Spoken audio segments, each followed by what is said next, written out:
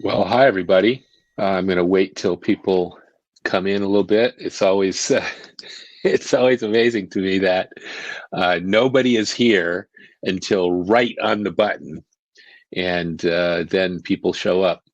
So I'm happy to welcome you all here. Um, I'm particularly happy because this is, of course, a travel day for many people, and many people are in airplanes today are certainly getting ready to be with their families. So I appreciate your coming. And for those of you who see this in the recorded form, happy watching it. You won't be able to participate in the live chat, but you can definitely make comments on the YouTube channel. So anyway, thanks everybody. Let me start with some slides here. So this is about HR business partners, and it's it's it's actually a kind of an interesting thing for me because this really reflects work that was really brought to kind of a halt just before COVID or by COVID. Barbara Buckland, my colleague Barbara Buckland, and I had been working on this for some time. And when COVID hit, of course, HR business partners were very busy with other things. But as I started to think about these webinars, I wanted to share it with people because to some extent, what we were just preparing to do when COVID hit was a pilot of this program that I'm going to tell you a little bit about. But it reflects really an analysis that we did over several different situations and years with HR business partners. And so I want to share it with you all and see what you think. And hopefully we'll have some time at the end for a little bit of Q&A, and I'm hoping some people will make comments or suggestions. Now, as usual, we've got a little bit of sort of shameless commerce stuff. I'm really excited about next month. We tentatively, looks pretty sure, but we're going to have Gina Restrezzadro from Amgen talking about learning in the flow. And as many people know, that's kind of the buzzword of the year, and everybody's talking about integrating learning into work. As opposed to taking people away from work. And Gina brings her razor sharp performance analysis, performance thinking perspective to all of this, and has some really interesting things to say, I think, about how to design learning in the flow and implement it with performance thinking, or what she refers to as a performance strategy, in mind. We're going to have a bunch more webinars in this next year. I'm hoping with Peter Doms in December, actually, in January, excuse me, to talk about making strategic plannings executable. Peter and I, hi Peter, I see you're here, been working on this. We're going to talk a little bit about implementation planning and change management next year, do some discussions about talent development, etc. So there's some upcoming topics that I think will be interesting. For those who are not already kind of perpetually registered for these things, you can go to our website, and there's the thing that says Performance Thinking free monthly webinars on the homepage, and you can click there, and you can opt in to be notified of all the future ones. And of course, we put the recordings of these things on our YouTube channel at performancethinking.tv. There's a bunch of other shorter playlists there too on things like performance consulting and coaching. So if you haven't visited that, I highly encourage you to do so. And we're also really excited that after 2 years of being set back by COVID and not really able to gather with other people, we're going to have our Summer Institute next June. And so even you may or may not be able to participate. Of course, we never know, and there's always time and budget issues and so forth. But if you just put those dates, June 12th to 16th, in your calendar, just in case, so you know when it's going to happen, that would be fantastic. And for those of you who weren't there, and 2 years ago we did it, you might want to go and check out. We had some video reviews, some people responding to that. In fact, several of the people are in this group I can see who are on the video at our YouTube channel at performancethinking.tv. So I want to do a little bit of a poll for you all. I think I actually know most of the people I can see in the list. So there's not very many folks actually, again, because I think it's the day before Thanksgiving. But I want to put up this little poll anyway, just to get a sense of who it is that's here. And let me just put it up. And so what I'd like you to do, and I'm pretty sure I know for most of you, but if you're an HR business partner, that would be fantastic. If you're a performance consultant or training development professional, which I think most of you are, so far that's who all of you are. Ooh, all right, we got at least one or two few HR business partners, so that's cool. So that was pretty quick because the group's fairly small, but thank you. It looks like there's mostly the folks of whom we have most colleagues who are performance consultants, some training and development professionals, but we do have a few HR business partners, which is really cool. So thank you for that. So I want to tell you how sort of we got to this topic. First there was a paradigm shift, and I'm not going to go through a whole long thing about performance thinking. If you want to know a lot more, you can, of course, go to our YouTube channel, or you can do various things. But as most of you know, we were highly influenced in the early 80s by Tom Gilbert, who made this enormous paradigm shift in which he said, in a rather iconoclastic way, in the great cult of behavior, behavior itself is viewed as an end rather than as a means to an end. We must enable people to produce accomplishments, the valuable products of behavior. Now, Tom was a big influence on me personally, as was Joe Harless, his protege, who really created a systematic approach to accomplishment-based performance analysis. And so that changed the world, really, because it meant that training professionals, performance consultants, all of us trying to develop performance in people ought to be focusing on the valuable products of behavior first in order to understand even what behavior was relevant. Now, we coined the term work outputs to use in referring to accomplishments because we have a very specific meaning of that word, something that I think our predecessors didn't necessarily talk about, which was to make accomplishments countable. And so we say, as most of you know, that accomplishments or work outputs are countable nouns. And so that was a big, sort of influence on this work. But then also a number of our colleagues and our clients, and actually Steve Jobs, moved us in the early 80s and 90s towards simplicity. And so what we say is this approach that we talk about, performance thinking, is about analyzing and communicating about human performance in ways that are actionable and evidence-based. And of course, any performance consulting, performance improvement methodology is really that. But what I think differentiates our work is that we use these two very simple visual models and 21 plain English words as labels for these things as an underlying framework and shared language that we user tested with people so that people understand it pretty quickly. And that allows us to communicate and collaborate across any level and function, anywhere from frontline, high school educated, people working on a small manufacturing environment, to senior executives who are very sophisticated, and everybody in between can share this language and understanding. And that enables us to build communities of shared practice. And some of the folks here, Bob Redeker and people who are not here, but from Amgen and other companies where we've been able to begin to do this, where people can collaborate and communicate with this shared language. And of course, the phrase performance thinking, which we ultimately renamed our company for, came out of that work back in about 2012. We had clients telling us, you're not just giving us a methodology, you're giving us a different way to think about performance. And so we adopted that phrase, performance thinking. And so again, most of you know about this, but our first model is the performance chain. And it says that we first of all start with the organizational or business results to understand what's at stake, whether we're coaching an individual or doing a giant project or anything in between. We want to know what the impact is likely to be on improving whatever it is that we're looking at on the organization as a whole. And we then, once we do that, we look at the hunk of performance and we say, what are the accomplishments or work outputs that we need to be looking at? And once we know that, it gets a lot easier to look at behavior and define what the behavior is that's needed. And then we say what's influencing the behavior, positive or negative. And so that's the performance chain. That's our simple model. And as you all know, it kind of works from left to right in real life. the behavior influences affect behavior that produce work outputs that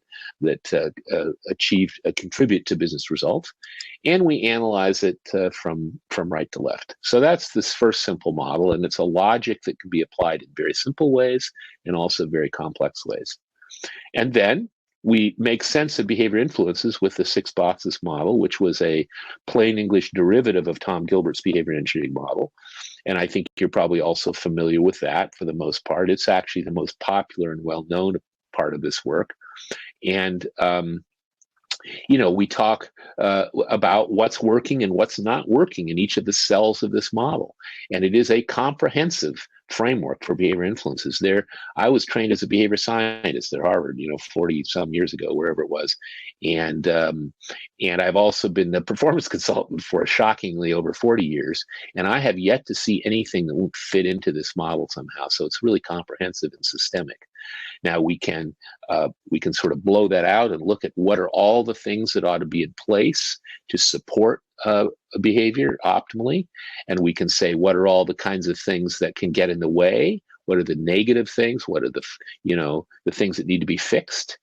And one of the things we did years ago was we can also see how that looks from a point of view of practices of leaders and managers whose job it is to arrange those conditions to enable people to be productive and happy workers or contributors, performers.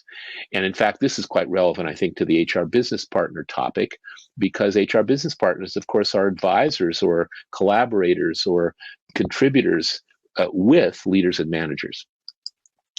Now, again, the logic of this, we call performance improvement logic, and I really have already kind of stated it, but just to level set everybody, as I said, we start out trying to be sure we understand what the business results are at stake.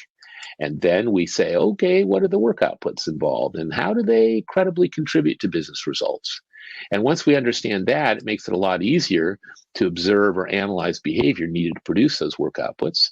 And sometimes we can discover exemplary behavior of our stars, and that's a big deal. And once we know those elements of performance, we can begin to look at those elements and say, what should we measure? We probably ought to be looking at business results, but those are lagging indicators, and we don't get a lot of data points to make decisions with often, and things like revenue and market share and employee engagement and so forth, but it's important, obviously. We can look at behavior and monitor behavior when necessary, when useful. And we think, as our colleague who's with us here today, Bob Redeker, often quote Bob, if we can get our clients to identify work outputs and count them, that's actually the easiest way often to have a leading indicator to make decisions with. Once we've figured out what we might measure, then we look at those behavior influences and we say, what's working? What's not working? That is, we analyze the behavior influences that are in place, assuming it's an existing performance. If it's not an existing performance and we're creating stuff from the ground up, then we just start out by brainstorming. Let's configure, let's think about what we need in each of those cells to make this behavior happen. And then once we have some brainstormed ideas about how to improve things, we then, ideally with our clients and stakeholders, choose those behavior influences. And then we implement and we measure and we basically adjust for continuous improvement, which is a kind of a flavor of agile in this work. So that's the really quick version of what performance thinking is. Now, in 2005, when we started thinking about making this a thing, this is an old document, but what we did is we said, look, there's a lot of different folks, in organizations that can contribute to performance in some way. There's senior executives, there's middle managers, there's frontline managers and supervisors, there's HR and training and performance consulting people. There's even individual contributors. And that list down the left is a short list of some of the applications that those people can do. And what we've learned is that with performance thinking, we can enable them to do so. And this is a list of typical applications for folks. For those of us, and most of us, I think, in this group are performance professionals, we can look at job titles or roles and we can optimize them. We can do better onboarding, better development, ongoing management and support for individuals or job titles or roles. We can do the same kind of thing for processes, except, of course, that's different because processes are sequences of steps that have outputs. We can be sure that training works by putting in place all of the conditions that will support the application of that training on the job. We can do change management. We can strengthen organizational culture. We can work with leaders and managers. We can optimize sales performance. So there's a lot of things as performance professionals we can do with this basic logic. Executives, we've worked with senior leaders, and they can do a lot of things also. They don't necessarily do as much hands-on, but when they understand performance thinking, they can have their teams and they can begin to look at strategy, at optimizing their processes and so forth in a different way than they have before. And of course, frontline managers or middle managers, supervisors, and team leaders can benefit greatly because they can begin to coach and develop their teams more effectively. So those are typical sort of users and applications. And our programs have evolved accordingly over the years. In 2005, when we first kicked this work off, really, we had a one-day course called Introduction to Performance Thinking that maybe some of you went through years ago. And it was really a concept introduction, but it was the beginning of getting people sort of testing out the language and seeing what people would come up with. It was not really very accomplishment-based, though, because it was just teaching people the concepts and the models. And then we began what was originally called the application program, but has become now the performance thinking practitioner program in 2007, which is essentially for projects, for performance consultants, for professionals doing projects. We then introduced the champion, what we then called the champions program, which was basically our working with groups of practitioners who'd gone through the program over a period of time to sort of solidify their expertise and apply it and begin to engage their stakeholders more deeply. And then we realized in the early teens, really around 2009, 2010, that there are a lot more managers and leaders than there are performance professionals, so we better have something for them. So we created our management program. Originally, I did that with Julie Kapsambellis at Cineverse way back when. And then we built some leadership modules, which once you understood how to apply this, you could begin to apply it when you had a larger scope of influence. And then we developed our performance coaching program, which was basically aimed at people being able to have conversations with folks that would come up with useful next steps to develop their performance. And then finally, we kind of discovered this methodology for executive coaching, which is another thing that got somewhat interrupted by COVID, although we've done a lot of it virtually, but it's an accomplishment-based approach for coaching. So that's how this stuff has evolved over the last few years. And but the question is, and our programs, by the way, have these rather specific kinds of outputs. So for practitioners, people who go through the practitioner program, they're basically producing, they're doing substantial project kind of analyses and presenting their stakeholders, their clients, or whoever with essentially findings and recommendations. Might include designs or programs or recommendations, but they're kind of large projects typically. And then leaders and managers are typically working with the people that they lead and manage, either teams or individuals, to develop performance improvement development plans, essentially of one kind or another. Or they might be building plans related to implementing strategy or implementing or strengthening processes. And we teach coaches to have conversations with people in an ongoing cadence so that they have basically agreed upon action steps for improving specific accomplishments or adding them to the repertoire or developing people for their next job opportunity. And then executives, our executive coaching program has turned out to be kind of interesting. It's really in its R&D form still a little bit, but out of that for executives often comes different and new insights about how they allocate their time and what their priorities ought to be and how their teams and the processes to which they contribute are doing and so forth. So those are things that we've begun to do, and we've had some success in quite a few companies with these things. But the question is, what about HR business partners? And so I want to tell you a little bit about how we've sort of gotten here, because this essentially what happened was HR business partners were not really on my radar screen until probably 8-9 years ago. But the thing that's interesting, and I'm not sure who here is an HR business partner, but what I think we know in larger organizations is that HR business partners have direct lines to leaders and managers. They're collaborating with and contributing to leaders and managers in the organization. So in some sense, they have the whole organization wired, or potentially they do, in terms of their influence. and they can contribute across the enterprise. And the really good, the best ones, and I've met some really sharp ones, essentially become trusted advisors and partners of business stakeholders. Senior HR business partners often are pretty darn good management consultants, executive coaches. They really know a lot, both about human resources, but also about, how business works and so forth. And so there seems like an opportunity here. Seems like an opportunity to work with those folks to actually begin to contribute to performance improvement in organizations.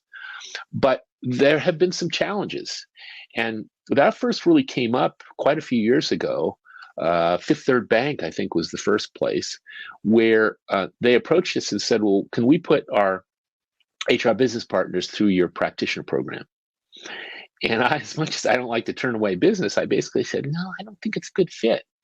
Because the practitioner program really is built for people doing substantial projects that take time, that take focus, and so forth.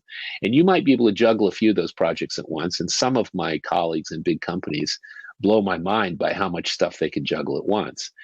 But my observation and the analysis we began to do with HR business partners is HR business partners are spread too thin.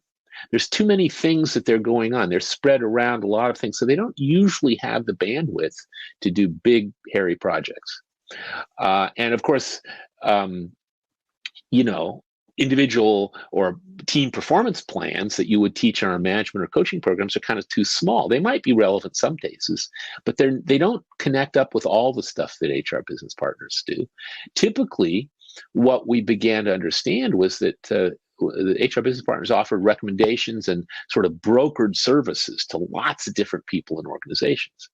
And so we didn't really have a good fit for them. And we also probably didn't really understand that much about their performance. And so this actually was from Deb Lewinsky, Fifth Third Bank, in a presentation she did at our Summer Institute some years ago.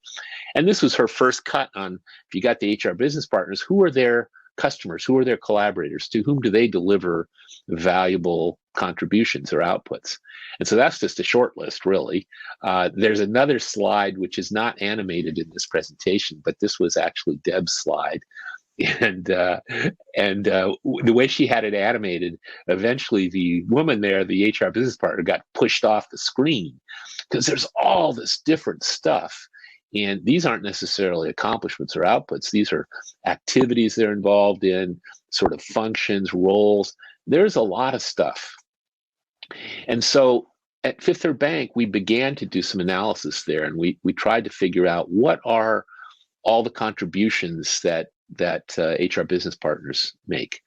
And we began at that point to do what some of you may be familiar with. We call it a customer diagram or an individual performance map, where we take the individual role and we look at who are all their customers and what do they deliver to them. And what we found was it wasn't all that useful because what we had was just tons of recommendations and tons of things which sort of didn't all hang together in any way that we could sort of chunk and find helpful.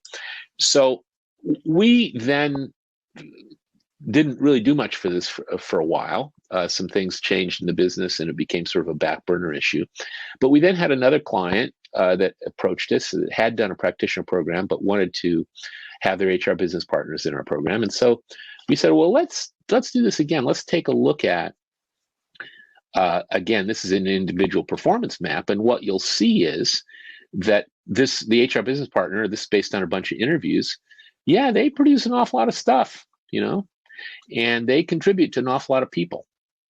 But this is actually when we developed what we now call our extended individual performance map, because what we started to do is say, but wait a minute, if you look at these people's jobs, if you look at what they're actually doing, they're involved in a whole lot of processes, a whole lot of kind of functions and processes that could be defined in a way that's bigger than just an output or a set of outputs. And so things like employee relations, and including termination or corrective action or compensation, promotion kinds of decision making and processes, or various kinds of things related to helping managers and leaders do leadership and coaching, or implementing new stuff, or change management, for example, recruiting sometimes recruiting senior executives and so forth. And so you can see that list.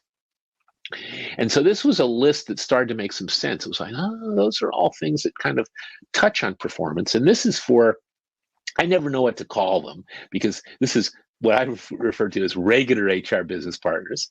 But many organizations also have people called senior HR business partners.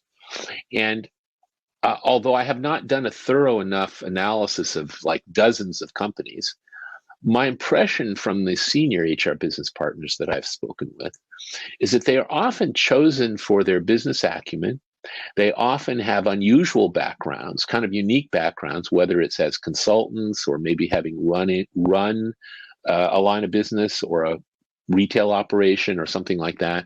They're often people who actually have leadership and executive experience operationally, but they also know about HR. And so they bring a lot of wisdom and expertise to the table as they work with, C-level and maybe vice president and maybe director level folks at the most senior level. So these have got some of the kinds of things that they deliver. But again, we sort of said, wait a minute, let's look at this from kind of what processes and functions do they participate in. And so if you look at that list, some of it overlaps with what the regular HR business partners do, but there's a bunch of other stuff that they get involved in that are relatively higher level. They do a fair amount of consulting and coaching with their executives. They help develop relationships often. They may be involved in helping to select, and develop senior people in succession plans and doing bench strength kind of work. So there's a whole bunch of stuff that they might get involved in that look a little bit more like a management consulting type of job. So that starts to get your hands around it. And so the next thing we did is we, based on these kind of analyses, we then said, well, let's take a look at the difference between these two levels. And it may vary quite a lot in your organization if you have HR business partners. So this is just an example. But what we noticed was there were some things that the senior people did that the regular HR business partners did not participate in, and vice versa. Like there tended to be, in fact, some of the folks we spoke with, things like employee relations, the senior business partners were trying to kind of push down a little bit to their more junior colleagues. But this was kind of an interesting picture because it's a list that doesn't go on for page after page, and it actually incorporates quite a lot of those outputs or contributions that we saw in the previous slides. So we're starting to get our hands around this thing. So what we decided to do, and this is, I just had to throw it in because I love this little superpower guy. But what we started to do is we said, wait a minute, if those are the functions and processes that HR business partners participate in, contribute to, bird dog, as I sometimes say. A lot of times they don't own the processes, but they move it along. They move stuff along. What we said was, well, it doesn't look like HR business partners are always going to be doing the same stuff in any given organization, but it looks like a lot of those activities and processes that we listed on the previous slides do have the potential for significant impact on performance. And so the question is, how can we deal with this? So what we put together was essentially a modular approach. And I just want to take you through it a little bit. Most of you, as I look at who's in this group, have been through our programs or know a little bit about them. Not everybody, though. But the things that are in gray there are things that are sort of components of what we teach both in our practitioner program and our management and coaching programs in slightly different ways. So those are the things that would be, if this were being delivered as a kind of a curriculum, those would be sort of the prerequisites.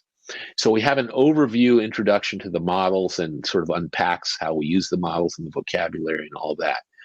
And then when we teach people to do individual performance maps, essentially job definitions, we lay down a framework for being able to look at things like recruiting and talent acquisition, to be able to begin to think about how you coach people to develop those work outputs, et cetera. So that's kind of a really core piece.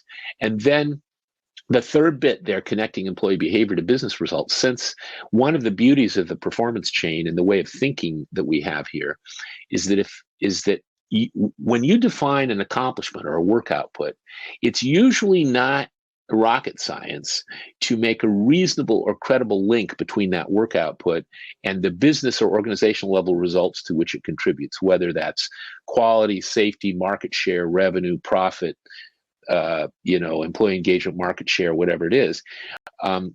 You can actually usually sit down with a person or a team and say, if we produce this well, it credibly contributes to operational efficiency or regulatory compliance or whatever it is. And so teaching HR business partners that logic and to engage in that conversation is something they can use with a lot of folks as a way to sort of drive engagement. So that's the third bit. And then the 6 boxes model. What are the things you can do with this? And so again, those are some introductions to those things, and how we would apply the 6 boxes model. The 5, 6, and 7 things now are optional, and we would configure this for any given organization. But the core notion of what leaders and managers do in terms of performance thinking is that they arrange conditions to ensure that people are productive and happy, engaged employees.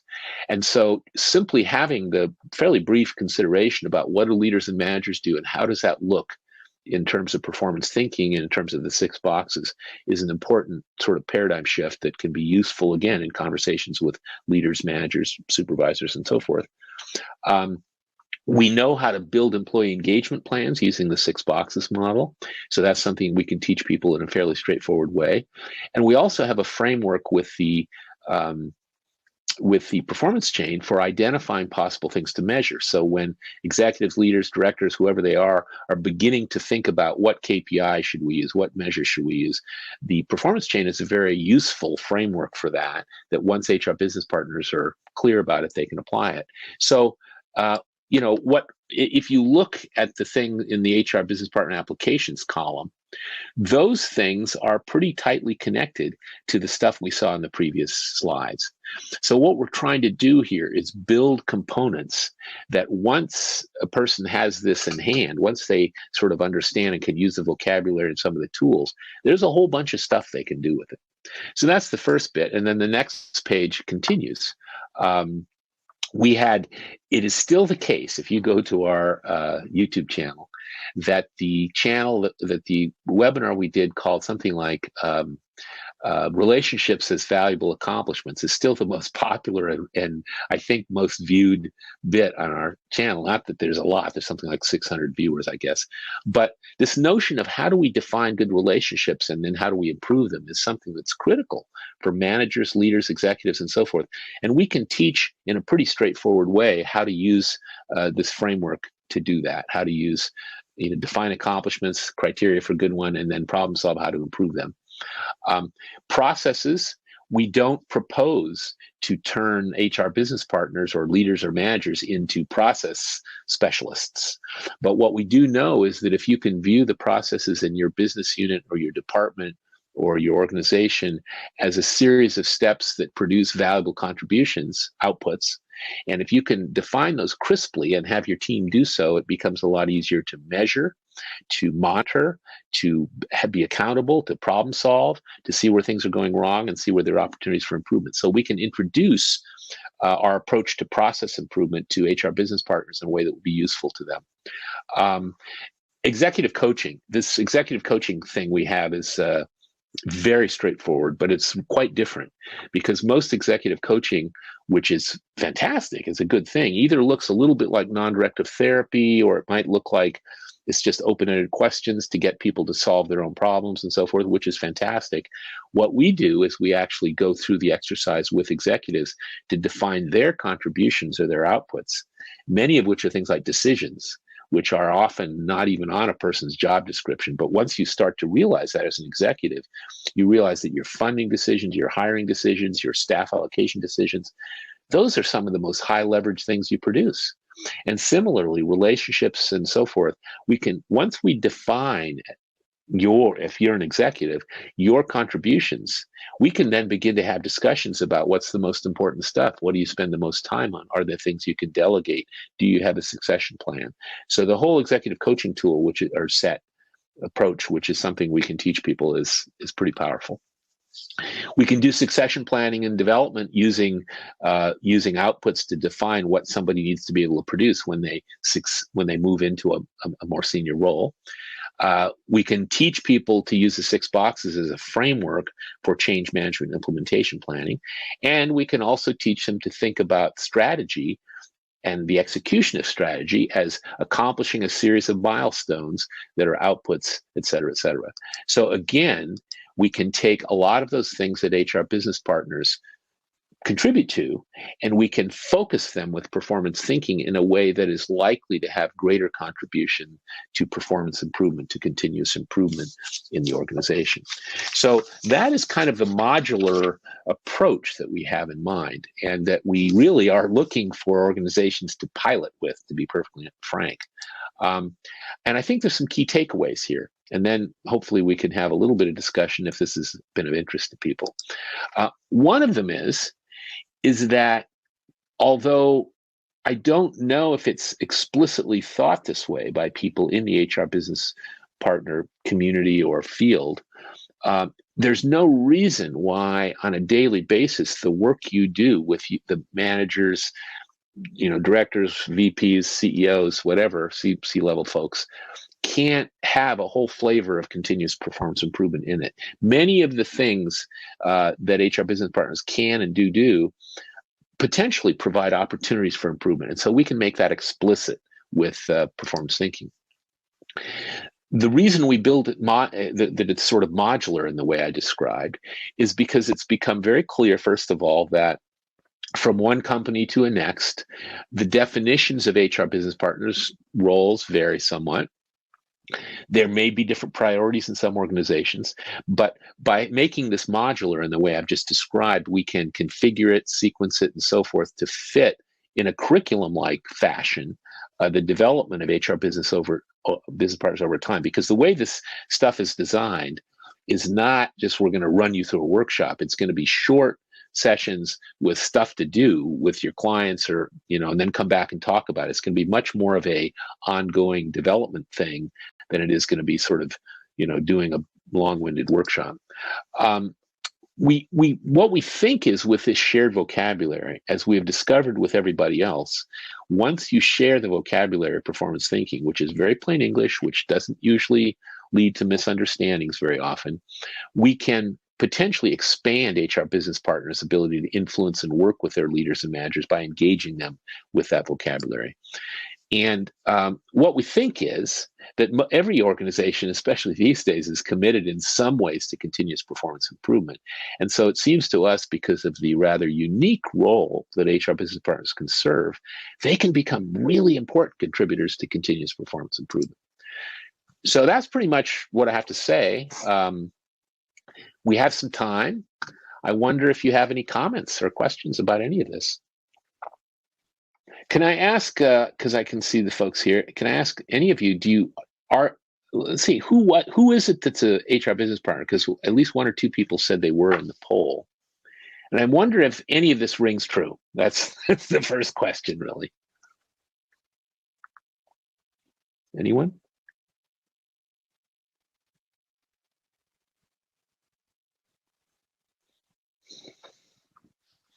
Well, how do I get you to engage more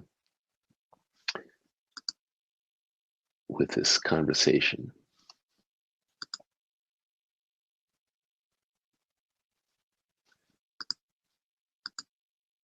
All right. Well, I'm not sure exactly how to proceed. I was hoping we would have some conversation. I think I can set it up so we could actually speak instead of using the chat box, if that would be helpful. Oh, here we go. So Bob. Oh, Bob, that's a very interesting comment. So yeah, that was kind of the idea, the notion of using processes as customers. That's kind of what came out of this, because what we realized was that a lot of those outputs are sort of pieces in some process, whether it's something like succession planning or organization redesign or whatever it is. And so what held them together was a process. So I think that's right. I think that's exactly right. Um, yeah, and Sarah, thank you for that comment. I mean, the folks that I've spoken with are all, again, COVID hit. We were all ready to do some stuff, but and then COVID hit, and of course, HR business partners in the companies we were talking to, all of a sudden, were up to their ears in dealing with the effects of COVID and people working remotely and all that sort of thing.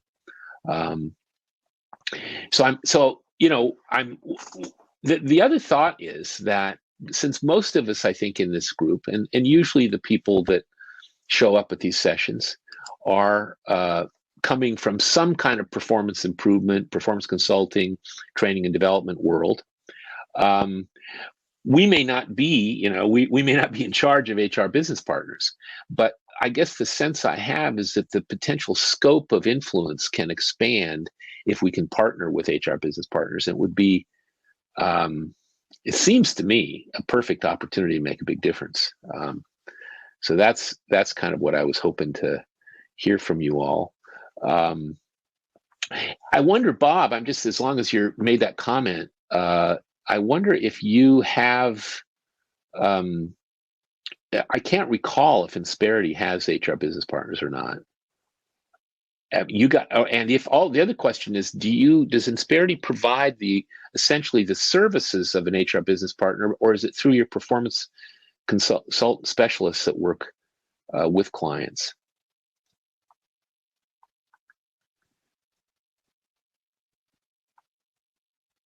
Yeah, Shane, absolutely, and I think we could expand. Just responding to Shane's comment in the chat box there, I think we can for sure expand on some of the applications. But what we tried to do is, when we sort of pulled out those processes and functions that HR business partners are involved in, we tried to say, well, wait a minute, how does performance thinking affect those? And so we came up with what I think is a pretty short list. Yeah, exactly, Bob. That's what I was thinking, that your organization kind of functions as an HR business partner. In that sense, the folks that you've worked with there who are outward facing, client facing performance consultants really are sort of functioning that way. Makes perfect sense. Well, I don't want to keep people from their travels. And if there's more discussion to be had, I'd love to have it. I obviously did not set the thing up to have a lot of a lot of interaction, but can performance map for the HRB. What's the next step to identify this workup is to possibly dive deeper into? Well, Scott, what I think, seeing Scott's comment, I think what we really discovered was that an individual performance map is not the best way to look at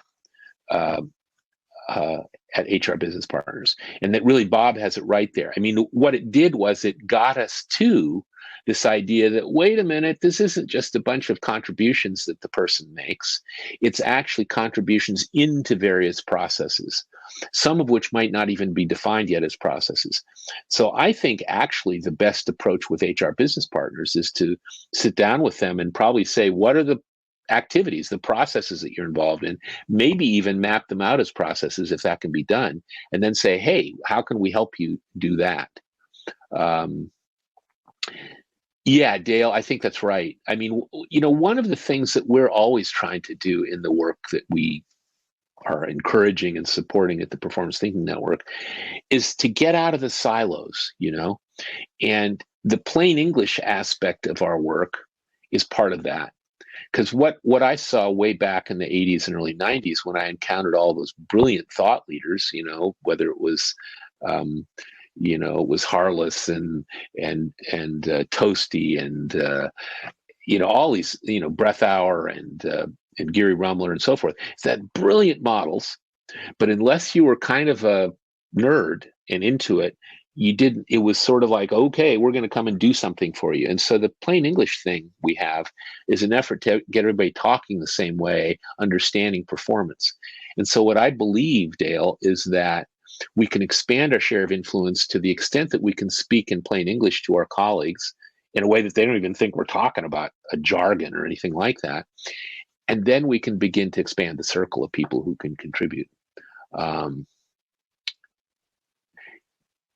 yeah, so Bob, that's a question. You say we have service teams where these outputs are what they do. Question.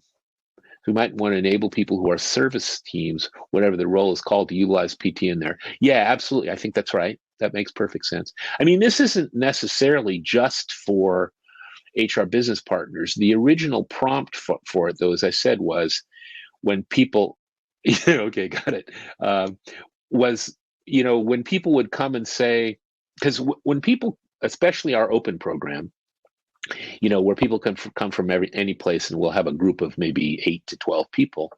I always like to interview each person, and I want to be sure it's a good fit, because I don't want to go through a program that doesn't do them any good. And so what would happen is people would come to us and say, "We think, can you do your practitioner program for us?" And I really honestly had to conclude, no, because I don't think your people are going to have the time and the bandwidth to focus on a few projects. Instead, and so I didn't want them to kind of waste their money and have these people get through it and say, "Oh, this sounds good, but there's nothing I could do with it." So, as these opportunities came up where people started to inquire about this, what I finally did to a client is I said, "Look, can we interview some of your HR business partners? Can we do a performance analysis of them?" And so Barbara Buckland and I did a series of interviews, which resulted in those maps. But to respond to Scott's comment, the whole point was, it's not just about the outputs, it's about how they fit into processes that you're engaging. You've got a senior executive, let's say, who wants to have a succession plan, or maybe you're working with people who have a team, and you're trying to help develop that team, and you're trying to be an advisor to them. Well, let's define everybody's jobs for starters using outputs and see where that takes us. So the notion was, where can the tools and the elements of performance thinking come to play in a way, as really I think Shane was pointing out, it'll be useful, but will clarify things. So those are good. So any other questions, comments, observations before we break for Thanksgiving? What do you guys think? Here's a question. If we want to find people, if we want to find organizations that would like to sort of pilot this kind of an approach, because we really would, I'd like to have a lab for this. I'm pretty sure, I know we can teach the things that are listed there. I just want to adapt them to specific organizations and HR business partners. Any recommendations about that? About what the best way to approach, or maybe it's just, as several of you were implying, maybe it's just people who are in the performance improvement thing in your organization, whether it's learning and development or performance consultants or whatever. Maybe it's just for them to reach out. I don't know. But this is where I start to drift into the marketing and sales mode a little bit. Like, how do we find people who want to play? Yes, support departments. Yeah, that's right. Help optimize business results for the performance people. Okay, well, I don't want to keep you guys any longer. I really appreciate your taking the time to participate in this, and I appreciate your comments and suggestions. And I would welcome comments and suggestions offline by email, or to talk to people about it. And I really thank you for it. So have a good Thanksgiving. Stay safe. And I think we're done for now. Oh, one other thing, though, I wanted to, let me just, I shouldn't have said that. I think there's one other thing that I think everybody knows, but I'm going to actually, I'm actually going to show you the last slide, which is just this. And it's that, first of all, for those of you who don't already know, you can go to performancethinking.com and find out about our programs. There's a resource library. It has lots of free articles and stuff in it, white papers, the YouTube channel at performancethinking.tv, and then we have a LinkedIn group. But I wanted to also highlight that we've got a couple of open programs coming up. In January 11th, we'll start our next virtual practitioner program. And then Shane Isley, who I think is still with us, is going to deliver a coaching and supervision program for people in the applied behavior analysis, behavioral health world, starting later in January. And the best way to find out about that actually is to go to the Facebook page, the Performance Thinking Facebook page, because there's a lot of ABA people that hang out there. So so I just wanted to highlight those things. Anyway, with that said, thank you everybody, and have a good holiday.